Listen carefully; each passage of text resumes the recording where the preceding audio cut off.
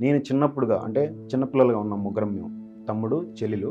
చిన్నపిల్లలుగా ఉన్నప్పుడు మమ్మల్ని వదిలిపెట్టేసి గల్ఫ్ దేశం వెళ్ళిపోయాడు, ఓకే. దుబాయ్లో పనిచేశాడు. మాకు ఆ ఎఫెక్షన్ అనేది తెలియదు, నాన్న ప్రేమ ఎన్ని ఎలా ఉంటుందని సంవత్సరాలు చెప్పేసి. నాన్న మీ దగ్గర ఒక లేరు? 6 ఇయర్స్ 7 ఇయర్స్ ఆ టైంలో, ఓకే.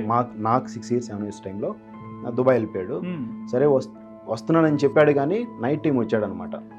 నాన్న వచ్చి అట్లా ఏడుస్తుండగానే మాకు ఆటోమేటిక్గా ఏడుపు వచ్చేసింది. ఆ ఎఫెక్షన్ అనేది ఉంటుంది కదా. సో అలా దుబాయ్ వెళ్ళేసి మంచిగా కష్టపడిండు.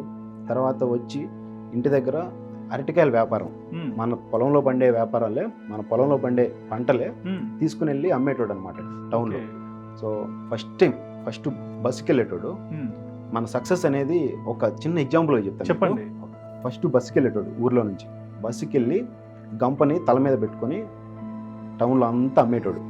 సో తర్వాత మళ్ళీ కొద్ది రోజులకి అదే బస్సుకి వెళ్తూ ఆ గంపని పక్కనే ఉన్న ఒక సైకిల్ స్టాండ్ ఉంటుంది కదా, వాడికి సైకిల్ మీద తీసుకొని పోయి అమ్మేటోడు.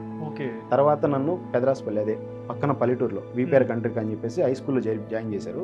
అక్కడికి వెళ్ళాలంటే మనకి 4-5 కిలోమీటర్స్ వస్తుంది. సో సైకిల్ తీసిచ్చాడు అనమాట.